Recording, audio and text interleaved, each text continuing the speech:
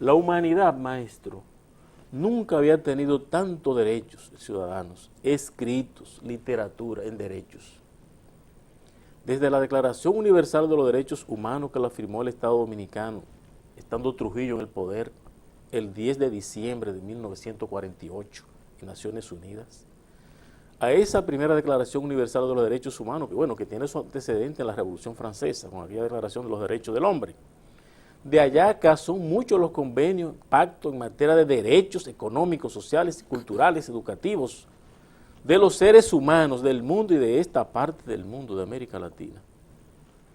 La educación como derecho fundamental ha devenido en un negocio y lo han convertido la nueva nomenclatura económica global en servicio y como tal es para el lucro. Para el lucro, o sea, hay que lucrarse. Eso explica que en este país, de cada 3 estudiantes, 1/3, uno, está en colegios privados. Eso explica que en este momento, señores, hayan más de 100 colegios totalmente subvencionados con el presupuesto de la escuela pública. Y que ahora se anuncia otro concordato en materia educativa. El pacto de la Conferencia del Episcopado Dominicano con el Ministerio de Educación, para que el Ministerio de Educación asuma el coste de 127 colegios católicos de élites, colegios que nunca le han abierto la puerta a ninguna familia humilde. Ahora, el Estado, nosotros, vamos a tener que asumir el personal de 127 colegios más.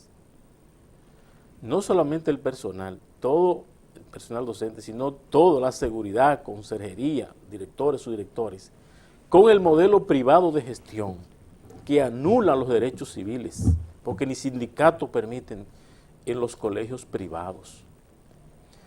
Y si hay quejas de que el 4% no está alcanzando para cualificar la escuela, y si ya la mitad de la matrícula pública está en jornada escolar extendida, y a esta hay que cualificarla, invirtiéndole en cualificación del personal docente, dotándola de espacios para el arte, porque la jornada escolar extendida se concibe precisamente por razones de derecho.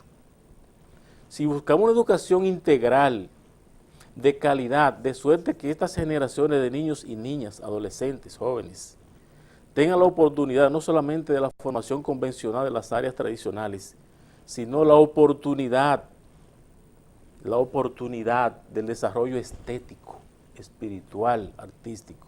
Tiene que tener la escuela la oferta de la pintura. La escuela tiene que tener el taller de pintura y los pintores. La escuela tiene que tener el salón de música y los instrumentos musicales y los músicos, produciendo música con los muchachos que hayan optado por vocación por la música. Que las niñas de las familias humildes tengan la oportunidad de la danza, del ballet, del canto. Una escuela que hay que dotarla de todas esas condiciones necesita una gran inversión, que era en el 92, maestro, que se necesitaba el 4%. Lo vinieron a aplicar en el 2013, cuando el déficit se multiplicó y debiéramos estar en un 8 o un 12 del PIB para la educación de este país. Ese 4 se ha ido en cantidad. Para la educación de este país, pero con políticas definidas de educación de este país, con un vector que te diga hacia dónde vamos. Correcto. Porque no creo que este sistema educativo que nosotros tenemos de la pizarra, la tiza y el borrador, Hace 100 años ha sido superado. Entonces hay que llevar la tecnología educativa a la escuela. Ah, pero entonces hacen un plan de maestros para dotar de maestros de computadora y se salvaron los sobrinos los maestros. Van a terminar la computadora donde el sobrino que la necesita para la universidad. Y te lo está diciendo un hijo de una maestra y que vive relacionado con maestros. Entonces, ¿dónde está nuestro problema? Medular, según yo veo. La parte del sindicato es vital, porque nos han desaforado, nos han desnudado, es decir, el maestro no tiene un nivel de protección de un sindicato que le proteja frente al agresor, porque cuando viene a ver es parte del propio entorno. Ahora bien, el maestro, per se, el individuo, per se, ¿cuál es el aporte que está haciendo? Y hasta dónde ese maestro no está haciendo resistencia al cambio, profesor Santos. Un segundito. Yo solo contigo me permito preguntar, esta reforma curricular, esta jornada extendida, que a mi juicio con las condiciones con las que se está llevando a cabo, es sometiendo a los docentes a una especie de esclavitud. Los docentes desde 7:30 hasta después de las 4 de manera permanente no pueden con este sistema tradicional acompañar de manera efectiva a los docentes. En muchos países existen, empezando por el Reino Unido, el modelo de Dorothy Howe establece espacio para la retroalimentación, jornadas generales para todas de calidad, espacios para retroalimentación a los que están rezagados y espacios particulares para los que tienen inteligencia particular como musical, deporte, béisbol, baloncesto. Inclusión, básicamente. Esto como requisito sine qua non para una educación inclusiva. Que educación inclusiva no es solo tolerar al que es negro, al que es blanco, al que es católico o convertido, sino tratar de desencuadernar la educación integral con todas las posibilidades potenciales que tienen los educandos y no someterlo a la tortura de todos a la misma realidad. Pero yo me pregunto, Wilson, estas son decisiones ministeriales y para otras cosas el comité ejecutivo concerta con el ministro. ¿Por qué esto no ha sido interés en la agenda de la ADP frente al ministerio? ¿Por qué tampoco no se está educando desde la base en esos principios que son legales en la Constitución y legales en la ley? De disentir, de construir, de retroalimentar el discurso pedagógico oficial para poder crecer, porque si todos nos los tragamos de manera silenciosa y lo aplicamos rebuznando lo que viene desde arriba, en esas condiciones la educación dominicana no va a crecer. En esas condiciones nos están utilizando y nos seguirán utilizando por século seculorum. Por lo menos quienes no están en disposición de secundar deben establecer sus diferencias y mostrarla al país para que no seamos todos corresponsables. Además, Wilson, permíteme decirte que en la cultura dominicana legislativa, desde que se creó la República, desde la primera ley de educación que se aprobó en 1845, la ley, el paquete legal complementario, ordenanzas, órdenes departamentales, decretos, de ese tiempo a esta parte, dicen una cosa y en la escuela el mundo es otro.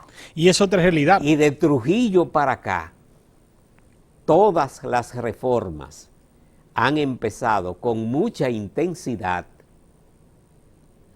y todas se han empantanado tantos años más tarde.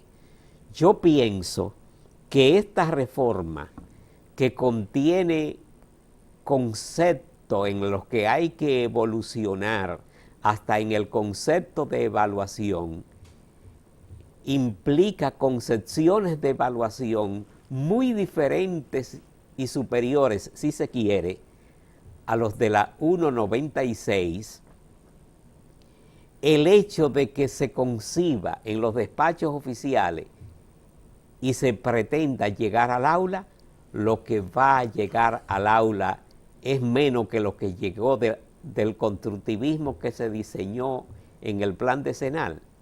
Y cuando se llegó al aula, llegó muy poco. De esto llegará menos, porque el nivel de abstracción es mayor y porque las grandes reformas debían empezar en el aula. Y hasta se ha recomendado que las leyes, en lugar de leyes generales, tengamos leyes que se fundamenten en la experiencia áulica de centro para luego universalizarla.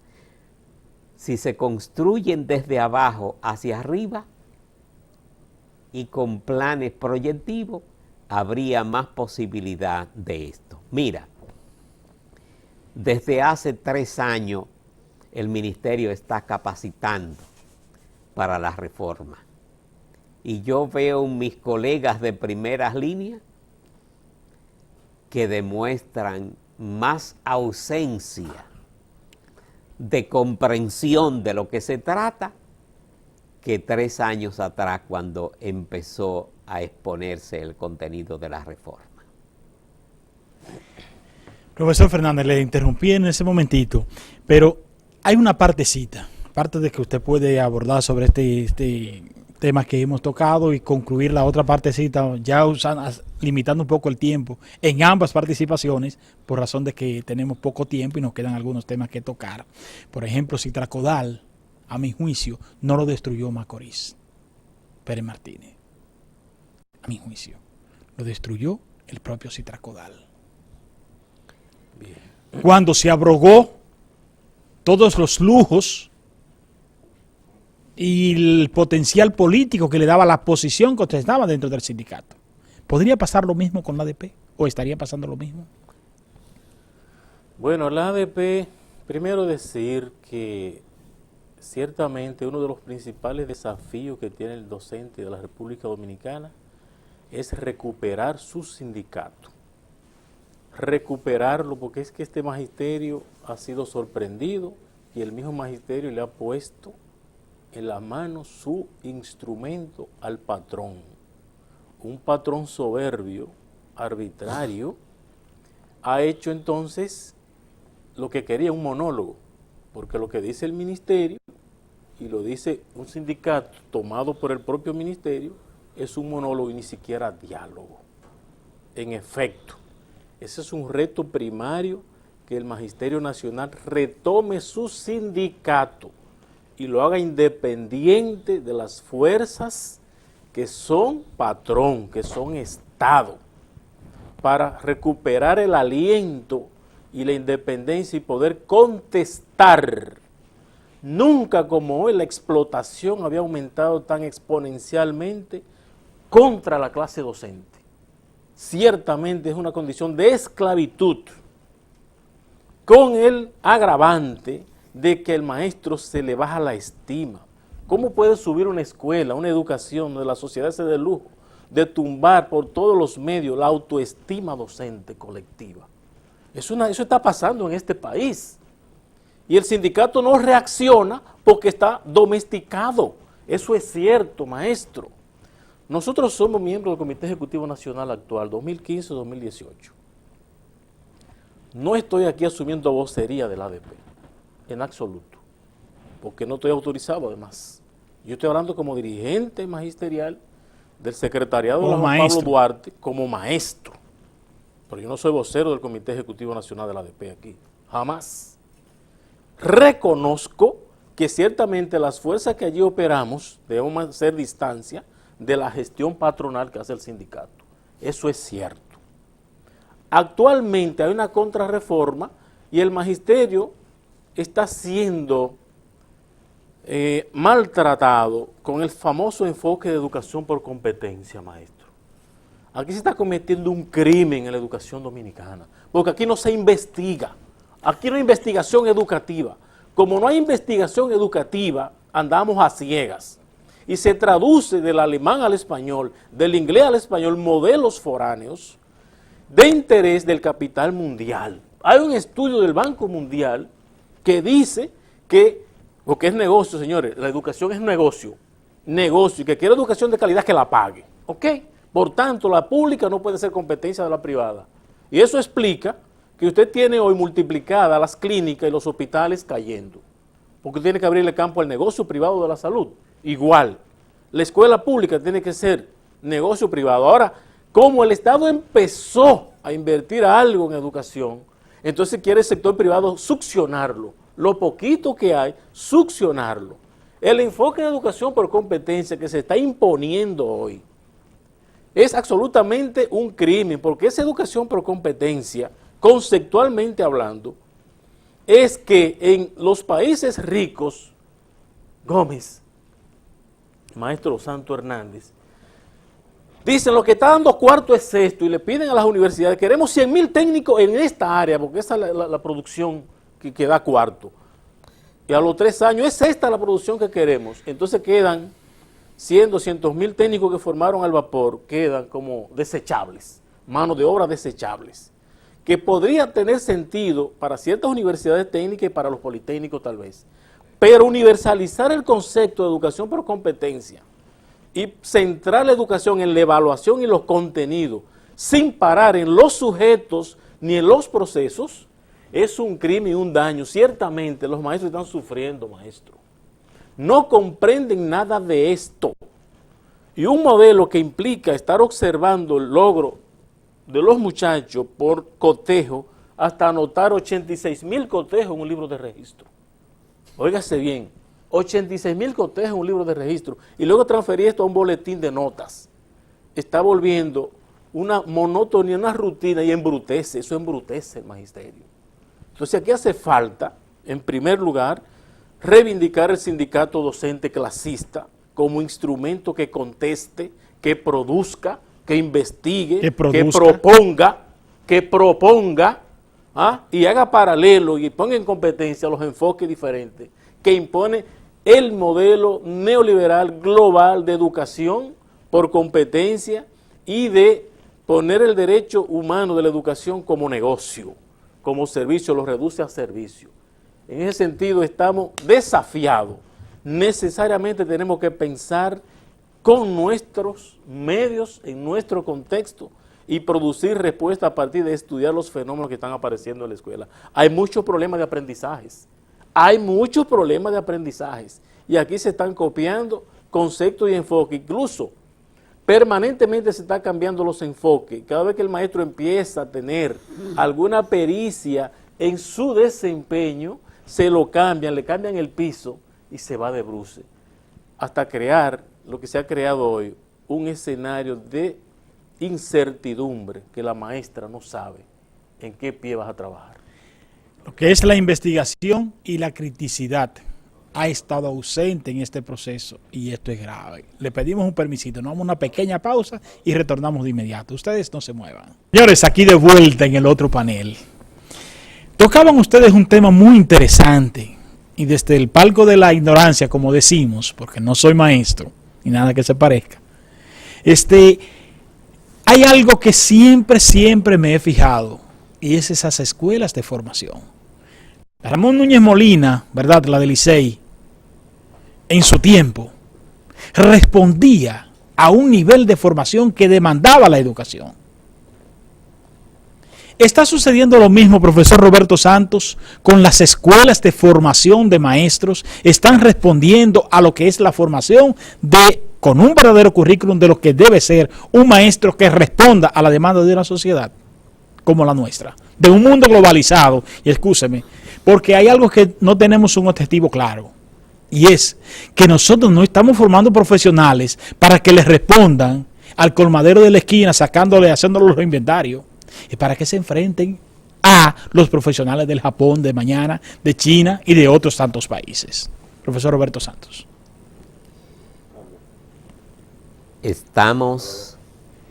Vivimos un estadio donde todos los elementos del sistema socioeconómico general parecen degradarse. Si lo percibimos en términos políticos, no hay posibilidades de más asombro. Si percibimos la situación de la salud, el sistema judicial,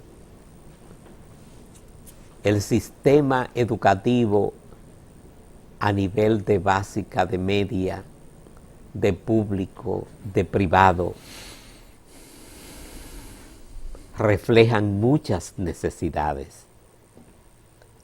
Pero las escuelas de formación de docentes, podemos decir, la etapa del normalismo que se dio a final del siglo XIX y a principio del siglo XX, en este siglo XXI se estrella, se esparce y parece, a nuestro humilde parecer, desnaturalizarse. También aquí tiene un plan Conquistas de la ADP a través de INAFOCAN. Y a veces tú ves quienes pueden acceder en las mismas universidades a las maestrías. A veces los que están más próximos a quien distribuye el pastel para facilitar un incentivo en la despedida de su carrera.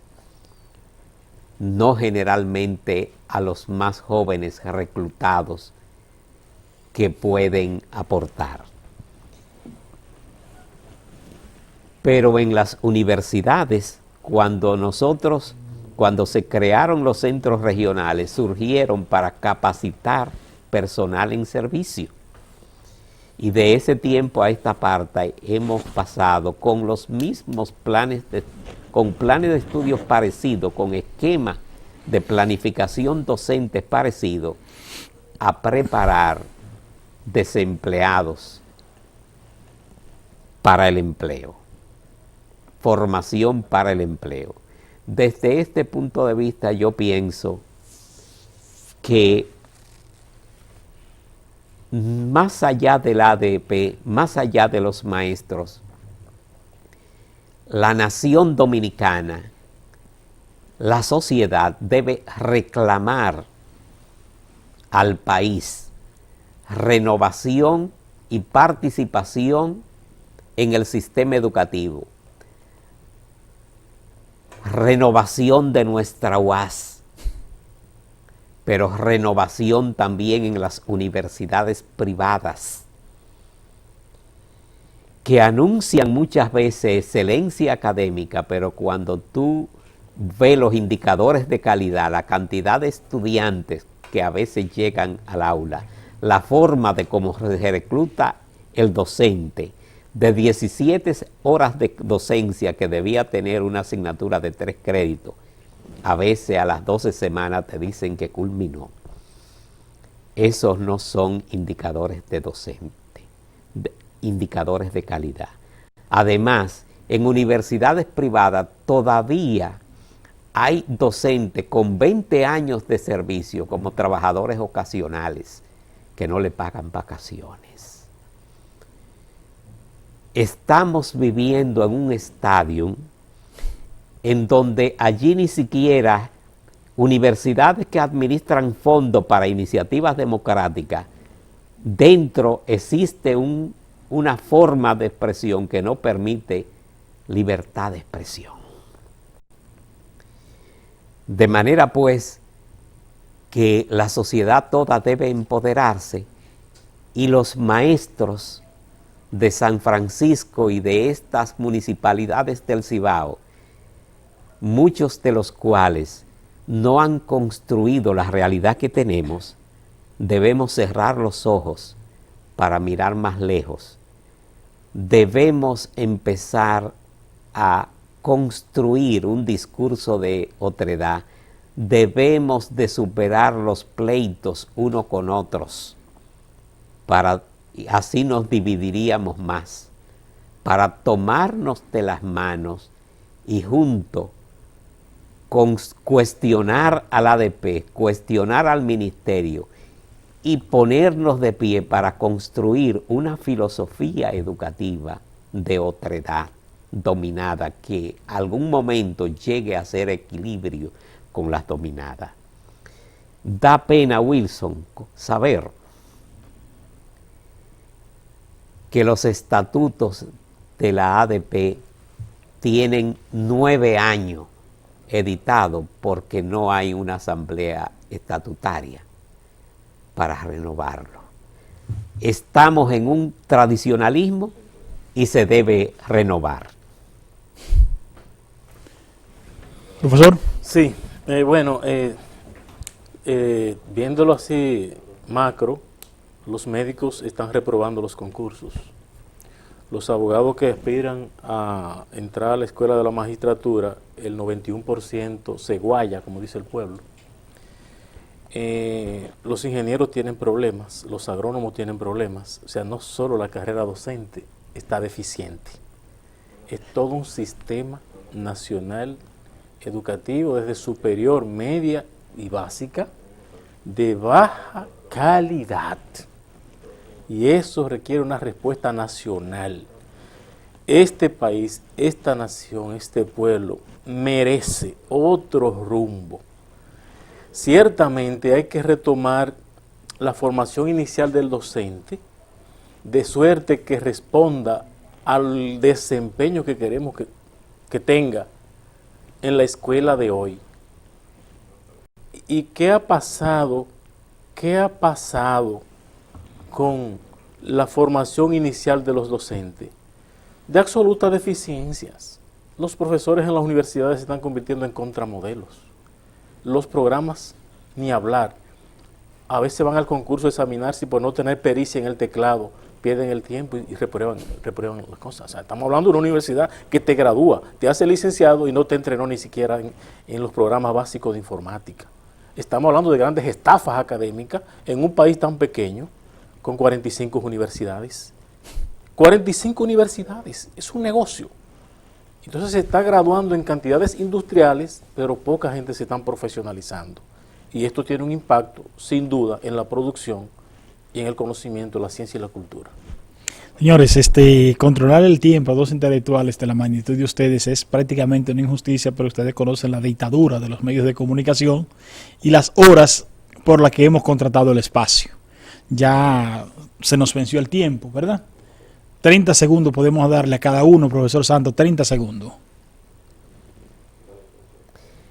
Algo debemos hacer, tomémonos de manos para diagnosticar la realidad, promover nuestras ideas independientemente de a quién tengan que enfrentar. Exactamente. Profesor Fernández. La oscuridad no puede ser para siempre, hay que prender el bombillito. Y comparto con el maestro Santos Hernández que tenemos que hacer una gran cadena humana, agarrarnos de las manos y liberarnos de la pobreza, la dictadura, de la ignorancia, del desconocimiento y de la pobreza generalizada. Hay que salvar la alegría, hay que salvar el país, hay que salvar la familia, salvar la escuela en democracia, construyendo, y nunca deje de pensar. Hay que pensar. Eso es una gran verdad. Esa parte del pensamiento se ha olvidado y es una de las partes vitales que puede tener un ser humano. Y sobre todo, pensar. Y pensar en esto que tenemos aquí, en nuestra bandera tricolor, en nuestra República Dominicana, insertada en un mundo globalizado, que somos los dominicanos los que tenemos que responder por ella. Pero si actuamos con una visión clara y objetiva, donde la patria esté primero y donde no podemos seguirnos hipotecando a una sigla de 3 letras que nos hipoteque lo que somos. Ustedes, gracias del alma, profesor, por trasladarse desde Mao Valverde hasta acá. Gracias del alma. Y a usted, profesor Roberto Santos, pues nuestra gratitud eterna, la entrega que usted pues tiene con este espacio. Ustedes, mis amigos, y yo el próximo domingo, aquí nos encontraremos en otro espacio similar. Hasta aquí, el poder de la información. La búsqueda de la verdad en la profundidad de la realidad misma en tu señal de cable. Buenos días.